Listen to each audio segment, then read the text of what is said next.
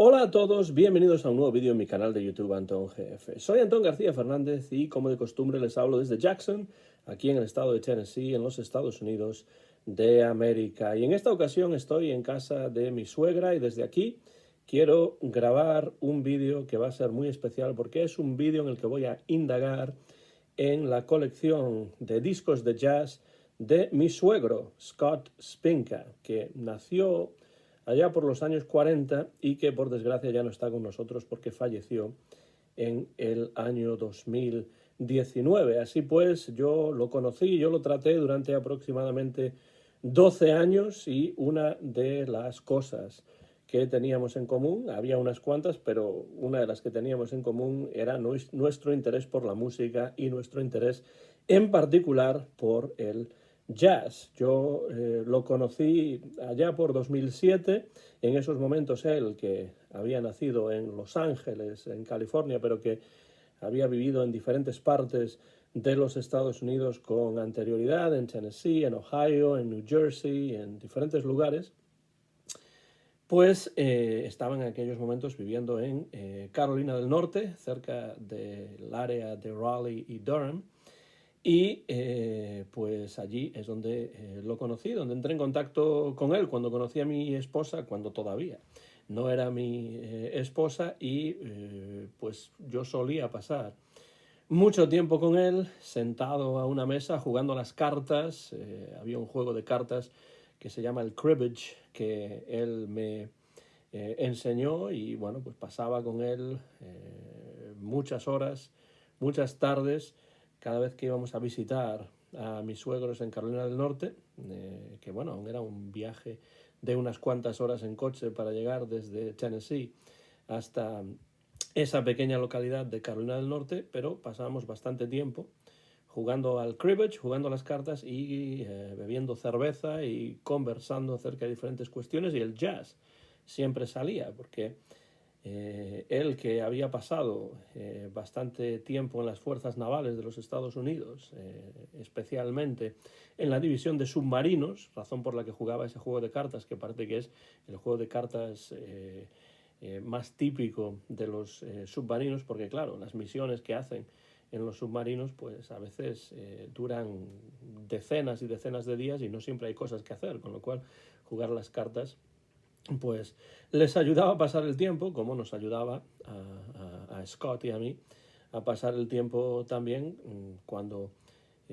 nos encontrábamos sobre todo en Carolina del Norte, pero a veces en Tennessee también. Él estuvo en la división de submarinos, lo cual le dio la oportunidad de estudiar una carrera, y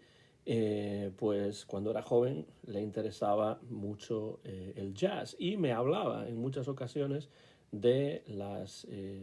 varias veces en las cuales tuvo la oportunidad de asistir al Festival de Jazz de Newport en los años 60, lo cual significa que tuvo la oportunidad de ver a grandísimos músicos de jazz en directo, y por supuesto a mí me ponía los dientes largos cada vez que rememoraba aquellos tiempos, y yo por supuesto le hacía preguntas y la conversación prácticamente no tenía fin, y tenía el jazz por supuesto como hilo conductor.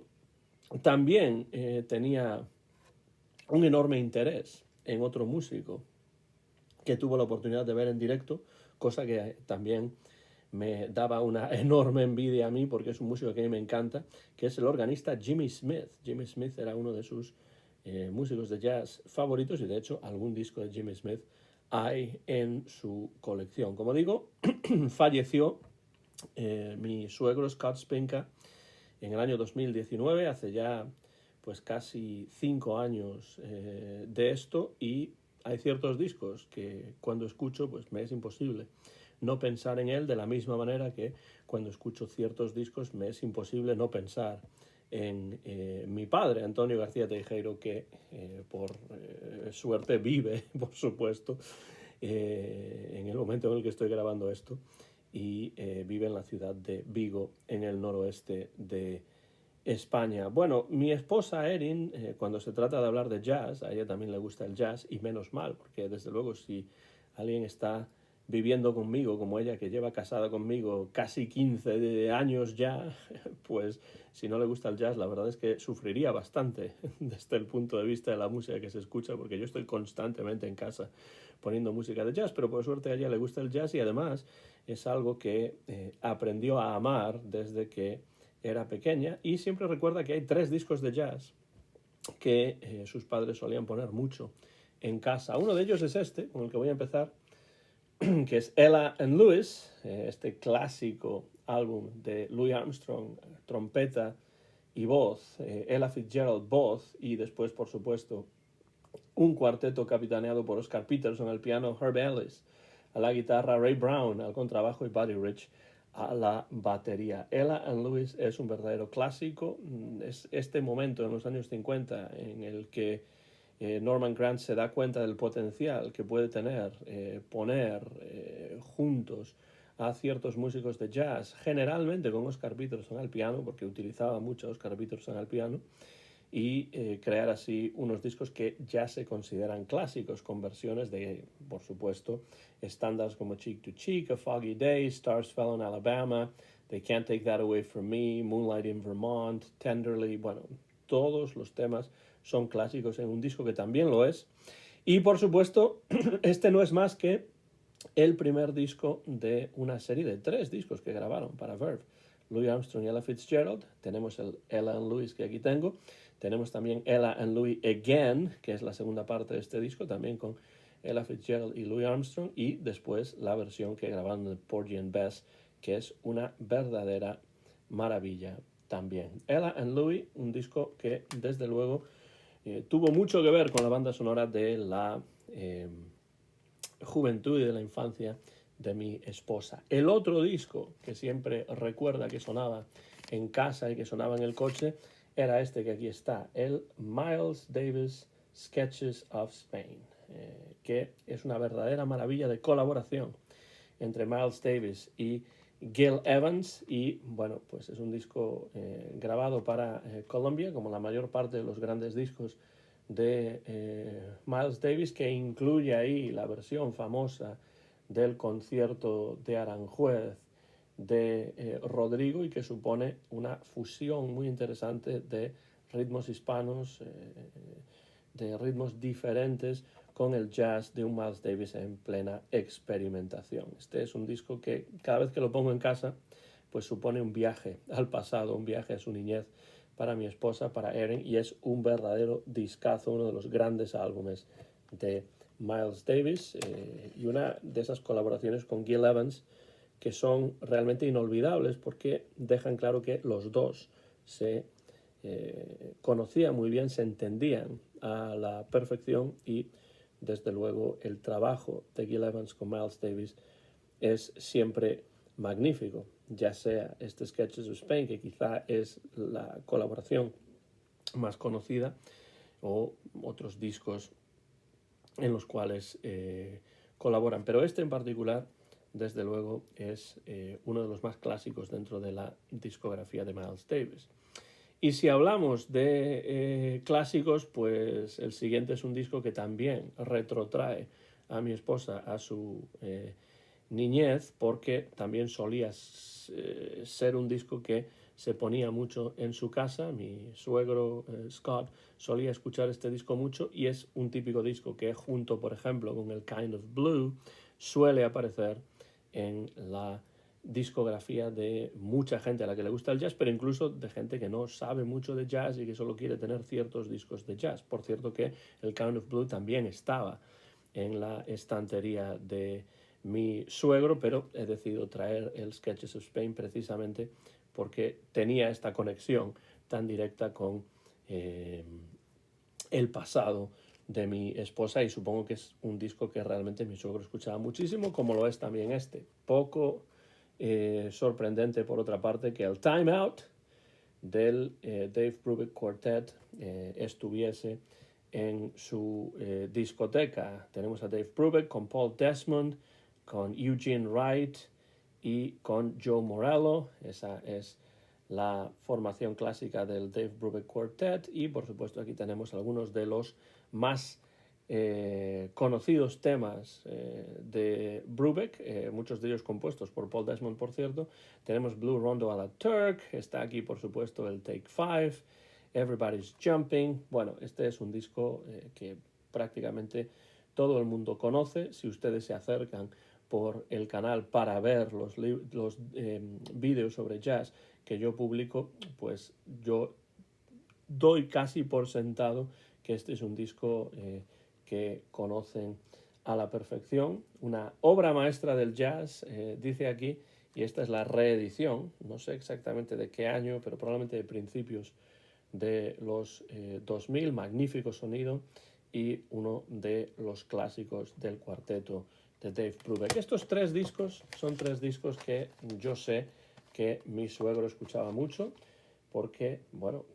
así me lo ha comentado mi esposa, y además son discos que él mencionaba en muchas ocasiones cuando estábamos sentados jugando las cartas y charlando de diferentes cuestiones. Yo le tiraba mucho de la lengua porque me interesaba mucho saber cuáles habían sido sus vivencias en el Festival de Jazz de Newport, de qué manera había tenido la oportunidad de ver a Jimmy Smith en directo, y por lo que parece tuvo la oportunidad de ver a Jimmy Smith en directo en California, aunque él no vivía en California ya cuando era joven, pero de vez en cuando sí que pasaba por allí, y en alguna ocasión tuvo la oportunidad de ver a Jimmy Smith en directo. Por supuesto, el Time Out de Dave Brubeck es uno de los discos de jazz más conocidos, más populares, que más han vendido en toda la historia, pero este otro disco que está en la estantería de mi suegro, de Scott Spinka, ya es un disco menos conocido de Dave Brubeck, y algún día quiero dedicarle a este disco en particular un vídeo, no solamente porque sea un disco de Dave Brubeck menos conocido, sino por quién está cantando en este disco, quién aparece cantando en este disco, y lo curiosa que es la reunión de estos dos personajes, Dave Brubeck y Jimmy Rushing. Brubeck and Rushing, el cuarteto de Dave Brubeck, ahí tenemos el cuarteto, con Dave Brubeck en el centro, y sentado en una silla ahí arriba Mr. 5x5, que medía por lo que parece lo mismo de alto que de ancho, y por eso se le llamaba Mr. 5x5, 5x5, es decir, 5 pies de alto, 5 pies de ancho. Un grandísimo cantante de blues, un blues shouter de los más importantes, ya había grabado con la orquesta de Benny Moten, por supuesto es muy conocido lo que grabó junto con la orquesta de Count Basie, después tiene discos como líder impresionantes, y este quizá es uno de los menos conocidos, un disco que se grabó para Columbia, pues pienso que a finales de los años 50, o es finales de los años 50 o es principios de los años 60. Se grabó en Nueva York, y estoy intentando ver por aquí si dice en algún lugar cuándo se grabó. Lo lógico sería que por aquí se dijese exactamente cuándo se grabó el disco, pero bueno, no parece que lo deje claro. Sí, 1960. Jimmy Rushing canta, Dave Brubeck al piano, Paul Desmond al saxo alto, Eugene Wright al contrabajo y Joe Morello a la batería. Si no lo tiene, realmente se lo recomiendo encarecidamente. Aquí tenemos además una muy buena edición también, con fotografías. Ahí está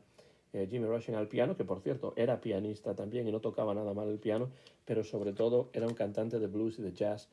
excelente. Y aquí está reunido con un Dave Brubeck que pues no parece el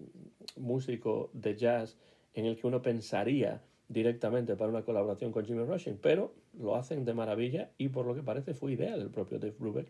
esta reunión, que era un hombre, Dave Brubeck, que conocía la obra de Jimmy Rushing y lo admiraba enormemente. Muy buen disco, me sorprendió cuando vi que lo tenía mi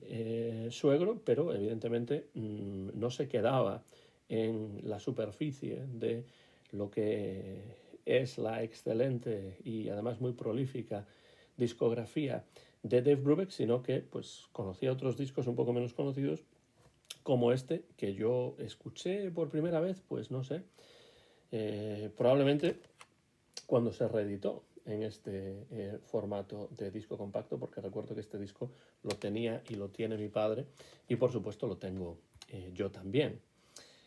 Que a mi suegro le interesase Dave Brubeck significa que también le interesaba Paul Desmond, porque desde luego Paul Desmond fue una de las atracciones principales de ese cuarteto clásico de Dave Brubeck. Una de las atracciones, por supuesto, era el propio Brubeck, que era un magnífico pianista,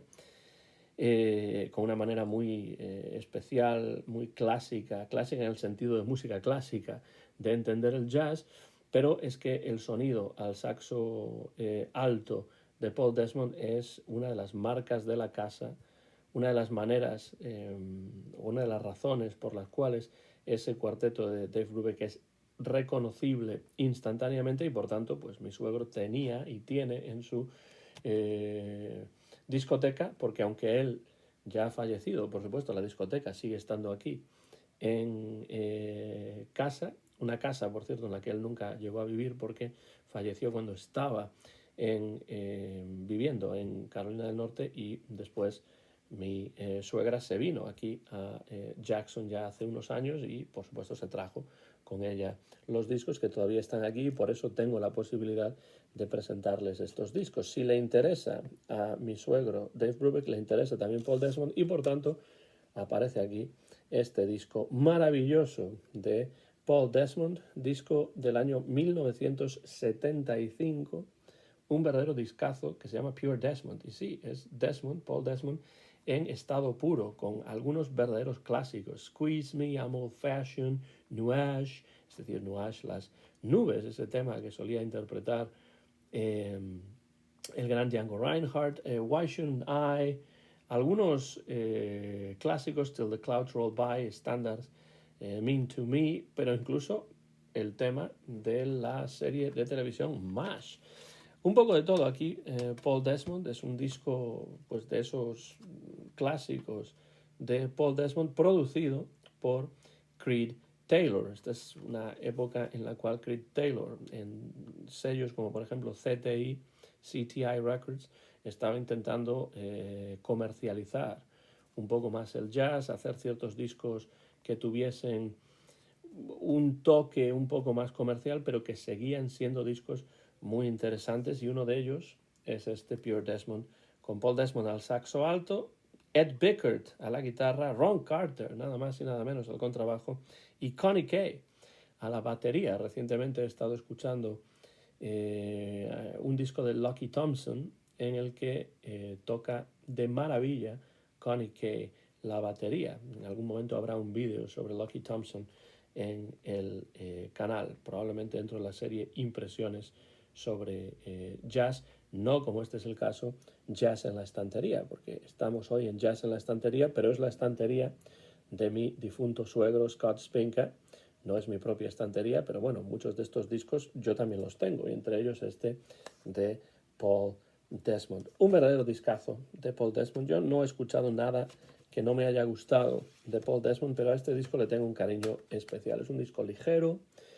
tan ligero como el sonido de ese saxo alto de Paul Desmond, que si no conocen, por supuesto, se lo recomiendo. Yo tengo una edición un poco más actual y que creo que suena mejor que esta, pero bueno, en cualquier caso, si no lo tienen, se lo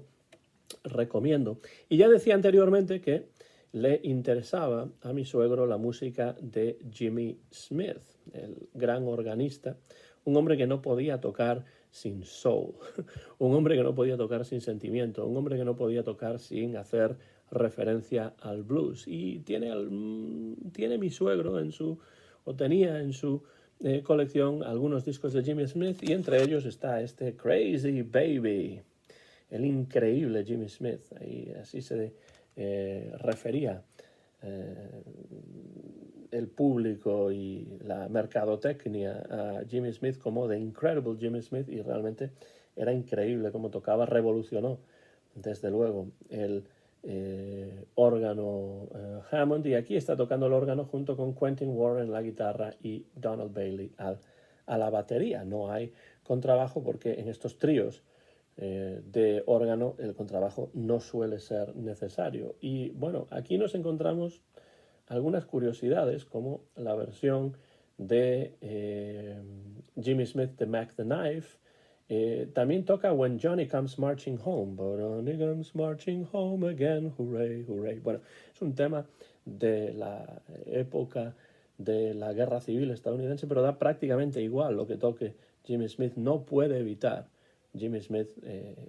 tocar con pasión, porque es la manera en la que siempre toca. Una muy buena versión de When Lights Are Low está aquí. A Night in Tunisia, el estándar del bebop de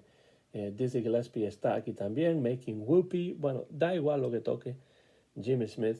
porque todo lo que toque va a ser maravilloso. Además, grabado en el estudio de Rudy Van Gelder en Englewood Cliffs en enero de 1960, uno de los clásicos de Blue Note del gran Jimmy Smith, entre otros discos de Jimmy Smith que figuran en la discografía, en la colección de discos, en la discoteca que fue reuniendo mi suegro. Otro pianista, en este caso, que le interesaba mucho, y en esto estamos muy de acuerdo, porque es uno de los pianistas, los primeros pianistas que yo escuché, es Bill Evans. Y aquí está este Bill Evans Alone, grabado a finales de los años 60, y es uno de los discos de Bill Evans en piano solo. Es decir, aquí no tenemos formación de trío, no hay ningún músico invitado, y es piano solo, Bill Evans, conversando consigo mismo, como decía el título de otro de sus discos clásicos, pero en este caso simplemente Bill Evans al piano en solitario, con algunos temas también clásicos. Here's That Rainy Day está aquí, por ejemplo, un medley de All the Things You Are y Midnight Mood. Y nos encontramos también con A Time for Love de Paul Francis Webster y Johnny Mandel. Y uno de los temas que yo siempre relaciono con Frank Sinatra, pero que aquí toca de maravilla Bill Evans, solo él al piano, On a Clear Day You Can See Forever, de Alan J. Lerner y Burton Lane. Bueno, un disco magnífico. Siempre me hablaba muy bien de Bill Evans, mi suegro Scott, y como es uno de los primeros músicos de jazz que yo escuché, pues quería traerlo a este vídeo especial, y también porque recuerdo haber hablado muchísimas veces con Scott acerca de este magnífico pianista que fue Bill Evans. Y cuando está en solitario vemos a Bill Evans en estado puro. No digo que sean mejores los discos de Bill Evans en solitario, digo que son muy diferentes en muchos casos de los discos que grabó en otras formaciones y sobre todo en trío. Está solo ante la música, solo ante el piano, y hace interpretaciones muy personales y realmente reconocibles como interpretaciones de Bill Evans. Bueno, obviamente a quien le gustase el jazz en los años 60, pues hay dos discos que sin duda estarían en la parte alta de la lista de preferencias. Uno de estos discos es la colaboración, por supuesto, entre Stan Getz y Joan Gilberto, este disco de 1964. Por supuesto, la bossa nova ya había entrado en el jazz anteriormente, en los años 50. Hay grabaciones anteriores con Al Cohn, con Laurindo Almeida, etc. Algún día hablaré de las Brazilians, esas sesiones de Al Cohn con el guitarrista brasileño Laurindo Almeida, pero desde luego esta colaboración, que es una de varias, entre Stan Getz al saxofón y Joan Gilberto, desde luego estas colaboraciones son clásicas dentro de esta fusión entre el jazz y la bossa nova. Alguien dijo, me parece que fue Donald Clark, y esto lo digo en algunas ocasiones, Donald Clark escribió un magnífico libro sobre Frank Sinatra. Dice en ese libro que una de las mejores cosas que le pudo ocurrir al pop estadounidense y al jazz estadounidense fue la llegada, la irrupción de la música brasileña y sobre todo de la bossa nova. Bueno, esto es un ejemplo de que creo que no se equivoca Donald Clark cuando dice eso. A la guitarra Joan Gilberto, al piano Antonio Carlos Jobim, por supuesto, al saxo tenor está Stan Getz, y bueno, pues aquí está, cómo no, la versión clásica de The Girl from Ipanema, la chica de Ipanema, Carota de Ipanema, también está desafinado, Corcovado, Quiet Nights of Quiet Stars, como bien lo adaptó y muy poéticamente lo adaptó Gene Lees al inglés. Y bueno, pues este es un disco que desde luego yo tengo también, que disfruto mucho, sobre todo lo escucho mucho en verano, es el momento perfecto para escuchar a Getz y a Gilberto juntos. Y bueno, esta es una edición también anterior a la que tengo yo, pero el sonido no está nada mal. Tenemos también a Tommy Williams al contrabajo, Milton Banana a la batería y por supuesto la voz de Astrud Gilberto, que grabaría también grandes discos bajo su nombre, pero que aquí aparece como cantante de alguno de los temas y ni siquiera se la menciona en la portada. Sí dice con Antonio Carlos Jobim, featuring Antonio Carlos Jobim, pero en la cubierta no se dice nada de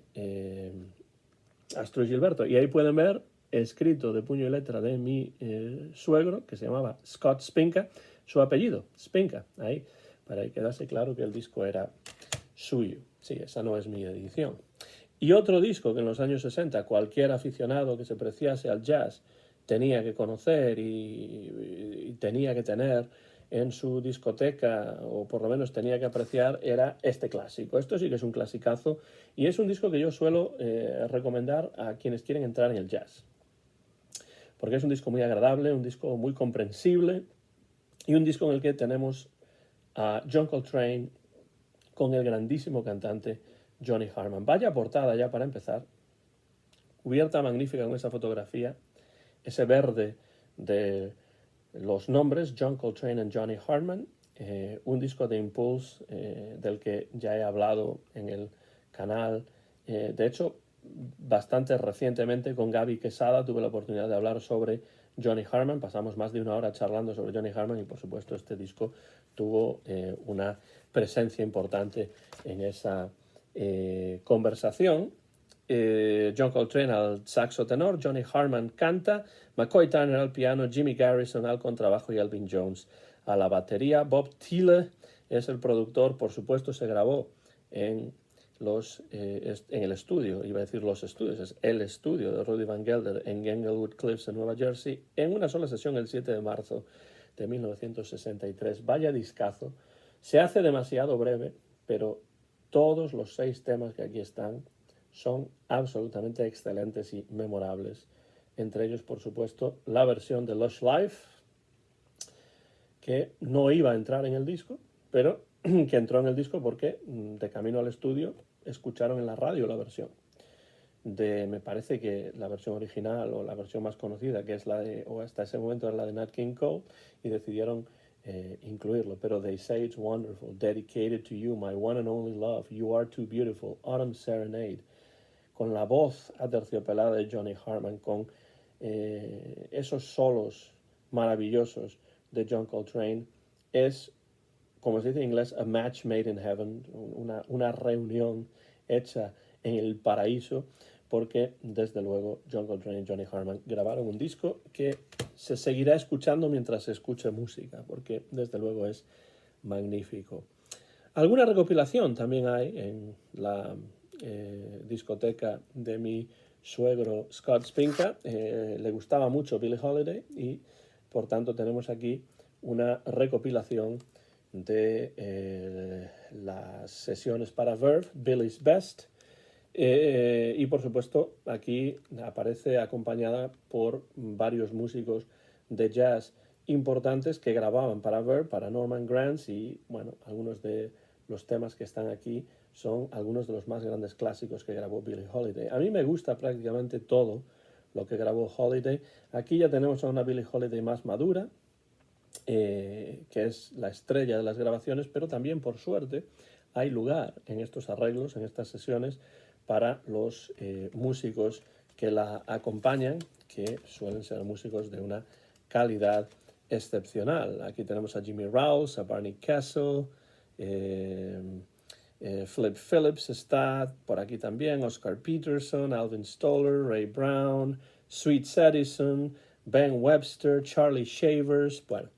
lo mejor de lo mejor en estas sesiones ya grabadas en la parte final de la vida y de la carrera de Billie Holiday. Hay que escuchar sus versiones o sus sesiones, perdón, para Verve y por supuesto también las sesiones anteriores con Lester Young, grabadas para los diferentes sellos de Columbia Records. Billie Holiday, en algún momento habrá un vídeo específico sobre Billie Holiday. A mí me gusta tanto Billie Holiday que de alguna manera siento la presión o la responsabilidad de grabar un vídeo sobre ella. Me pasa con muchos músicos de jazz que me gustan mucho, pero en algún momento atacaremos,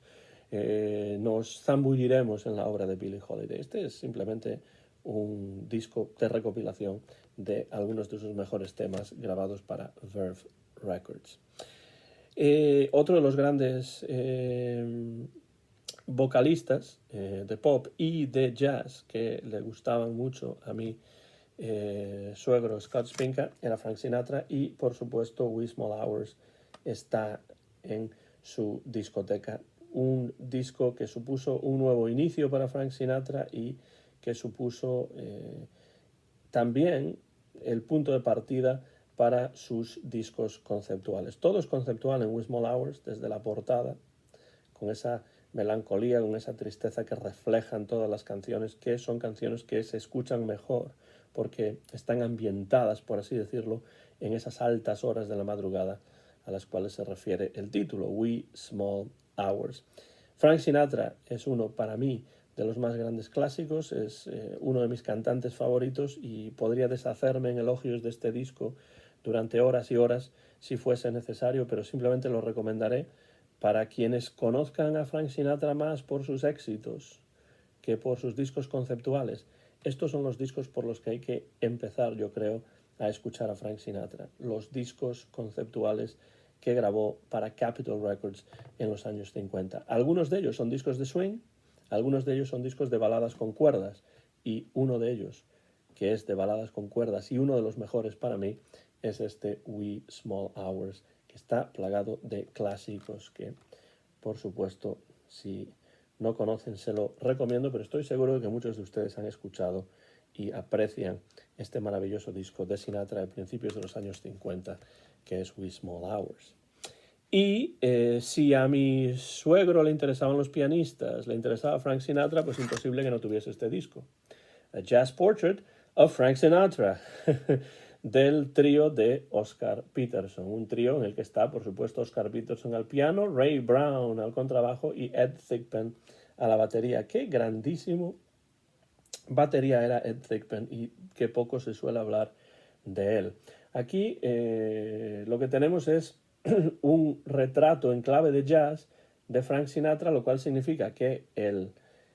trío de Oscar Peterson interpreta algunos temas relacionados con Frank Sinatra. No es que sean necesariamente temas que haya introducido Frank Sinatra, sino que son temas relacionados con él. Temas como You Make Me Feel So Young, Come Dance With Me, ese sí que es un tema introducido por Sinatra, porque Julie Stein y Sammy Cahn lo compusieron para él. Learning the Blues, Witchcraft, The Tender Trap,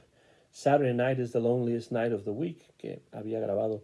para Columbia originalmente Sinatra y regrabó después para, pienso que para Capitol, aunque puede ser que fuese para Reprise, pero bueno, Just in Time, It Happened in Monterey, I Get a Kick Out of You, por supuesto, de Cole Porter, All of Me, Birth of the Blues y How About You, que es un tema que grabó para Capitol, pero ya había grabado Sinatra con la orquesta de Tommy Dorsey anteriormente. Un disco muy interesante de Oscar Peterson que deja claro que Oscar Peterson valoraba la música de Sinatra y sobre todo apreciaba el arte de uno de los grandes cantantes del siglo XX, grabado en mayo de 1959 en París, en la capital de Francia. Me gusta mucho este disco de Oscar Peterson, y yo creo que cualquier fan de Frank Sinatra, si no conoce este disco, debe acercarse a él. Es uno de los discos que grabó Oscar Peterson para Verve Records, y me parece que está bastante claro que nuestro amigo Norman Granz, que tenía mucho olfato para lo que vendía, pues efectivamente hacer un portrait, no, un retrato de Frank Sinatra en clave de jazz, pues bueno, sería una idea, un concepto original y que podía tener posibilidades de venderse bastante bien. Otro pianista que recuerdo que le gustaba mucho a mi suegro Scott, y que además es un pianista que es británico, pero que fue conocido en los Estados Unidos sobre todo por ciertos temas con toque latino que grabó, y por esa mezcla de piano y vibráfono, es George Shearing. George Shearing, que por supuesto grabó un disco muy interesante con Nat King Cole, que a mí me gusta muchísimo, para Capitol Records me parece, pero aquí lo que tenemos es una serie de grabaciones de George Shearing para el sello MPS. Estas son grabaciones, si no me equivoco, de los años 70, sí, efectivamente, grabadas todas ellas en Villingen, en Alemania, en aquellos momentos occidental, para el sello MPS, que es un sello muy interesante, del cual tengo que hablar un poco más en el canal. George Shearing, esto es realmente una recopilación de grabaciones de los años 70, pero realmente cualquier disco suyo de los años 50, 60 o 70 es un disco interesante. George Shearing, el británico pianista que tuvo muchísimo éxito, con un estilo también muy reconocible, muy personal de jazz, y además muy escuchable también, porque era un jazz bastante, en cierto modo, comercial, pero que tenía una calidad musical enorme. George Shearing también está en la discoteca de mi suegro, y aquí tenemos algunos temas que realmente son estándares: Lullaby of Birdland, Time After Time, How Deep is the Ocean, This Can't Be Love, Yesterdays, After You've Gone, Love Walked In, When I Fall in Love, y por supuesto Billy Strayhorn y Duke Ellington, Don't Mean a Thing, If It Ain't Got That Swing. Bueno, aquí está George Shearing, una buena entrada a su música, pero bueno, no hay que olvidarse de grabaciones anteriores, sobre todo de los años 50, que son muy interesantes, de George Shearing. Y llevamos ya casi 38 minutos aquí hablando de los discos que estaban en la discoteca de mi suegro Scott Spinka, que falleció hace más o menos unos 5 años, y al que quiero rendir un tributo en clave de jazz con este vídeo. Tuve la oportunidad de conversar con mi padre recientemente en el canal, dentro de esta serie de Jazz en la Estantería. Cuando estuve en Vigo recientemente, tuve la oportunidad de conversar con mi padre acerca de los primeros discos de jazz que él escuchó, de los primeros discos de jazz que yo escuché, y esto es algo que no pude hacer porque desgraciadamente el fallecimiento de mi suegro lo impidió. Pues es algo que no pude hacer con mi suegro, con Scott, y por eso hoy me siento aquí en casa de mi suegra en la parte norte de la ciudad de Jackson, Tennessee, para contarles un poco cómo era mi relación con él a través del jazz, a través de la cerveza, a través de las cartas, pero sobre todo a través del jazz. Y para terminar, un disco que quizá pueda sorprender, que esté en la discoteca de mi suegro Scott, pero no tanto, porque era un hombre al que le gustaban los pianistas, los organistas, y esta pianista realmente es una pianista excelente, y fue muy importante tanto como pianista como también como divulgadora del jazz a través de la radio, sobre todo de la radio pública estadounidense. Supongo que ya saben que me refiero a Marian McPartland, y este es un disco en el que Marian McPartland toca la música de Billy Strayhorn. No está aquí Don't Mean a Thing, If You Ain't Got That Swing, pero sí hay muchos otros temas importantes de Billy Strayhorn: Intimacy of the Blues, Isfahan, Lotus Blossom, Rain Check, Lush Life, A Flower's Lovesome Thing, Take the A-Train, el clásico. No. Bueno, lo estoy asesinando, evidentemente, mejor que lo toque Marianne McParland, pero es uno de los clásicos de la orquesta de Duke Ellington. Take the A-Train, Daydream, After All. Este es un disco muy interesante de Marianne McParland. Ya la tenemos, como se puede ver ahí, entrada en años, porque es un disco de 1987, grabado para el sello Concord. No es el único que grabó Marianne McParland para Concord, pero es un disco muy bueno, en el cual tenemos a McParland al piano, con Steve Laspina al contrabajo, Joey Barron a la batería y, atención, Jerry Dodgion en el saxo alto. Jerry Dodgion, que por cierto fue uno de los músicos que solían acompañar en directo a Frank Sinatra en los años 50 y principios de los años 60. Hay un disco de Sinatra en directo en Melbourne, en Australia, en el que es Jerry Dodgion, si no me equivoco, quien toca el saxo, y pienso que en el directo en París con sexteto de Frank Sinatra también está Jerry Dodgion, pero bueno, en uno de esos dos está seguro, y es un hombre que aquí toca el saxo alto y complementa muy bien las interpretaciones de Marianne McParland, que es una pianista realmente elegante, una pianista que a mí siempre me gusta mucho escuchar y que en algún momento tendré que traer también a las impresiones sobre jazz. Este es un disco de esa época, años 70, 80, en este caso 1987, en años en los cuales el sello Concord estaba forjando un catálogo realmente de grandísima calidad, con músicos como en este caso Marianne McParland, haciendo en este caso un songbook de Billy Strayhorn. Realmente un disco muy recomendable, que no sé si tendrán o si no tendrán, pero si no lo tienen, realmente se lo recomiendo, porque es una buena oportunidad de escuchar a Jerry Dodgion al saxo alto, y además es que Marianne McParland es una magnífica pianista. Y con este disco de Marianne McParland homenajeando a Billy Strayhorn, pues llego al final de este vídeo especial que quería grabar para Jazz en la Estantería, con algunos de los discos de jazz que están y que estaban y que siguen estando en la colección, en la discoteca de mi suegro, Scott Spinka. Pueden ahí ver los títulos de todos ellos, los tres primeros, el de Ella Fitzgerald de Louis Armstrong, el Sketches of Spain y el Time Out de Dave Brubeck, eran discos ubicuos en la infancia, en la juventud de mi esposa Erin, y recuerdo haber hablado mucho con mi suegro Scott acerca de esos tres discos y de otros que aquí están, y de otros músicos de diferentes estilos, porque no le gustaba solamente el jazz. De hecho, él era un hombre que tocaba la guitarra y que quiso en los años 70 asentarse en Nashville para tratar de ser compositor de música pop o de música country, cosa que, bueno, acabó por no funcionar y la vida acabó llevándolo por otros derroteros, pero fue algo que intentó hacer en los años 70 porque amaba la música y amaba el jazz. Así que desde aquí simplemente quiero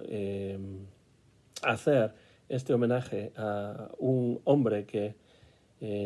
demostró siempre, en todos los años en los que tuve la oportunidad de conocerlo y pasar tiempo con él, demostró ser una magnífica persona con la cual a mí me encantaba poder sentarme, tomarme una cerveza, jugar al cribbage, a las cartas, y charlar de diferentes temas, pero el jazz siempre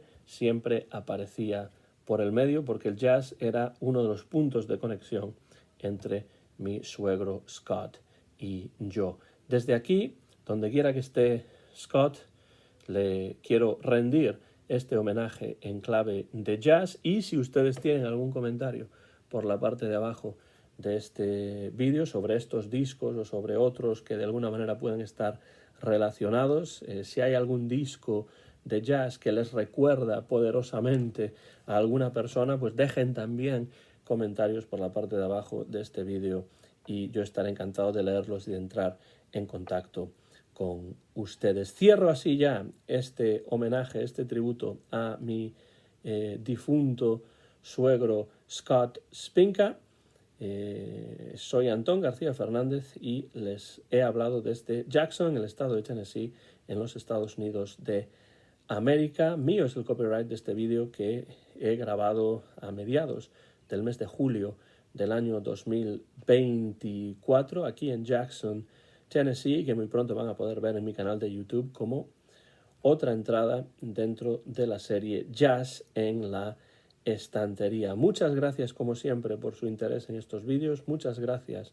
como siempre por cualquier comentario que puedan dejar por la parte de abajo de este vídeo y nos vemos muy pronto en mi canal de YouTube Antón GF. Thank you, Scott. We love you. Hasta pronto.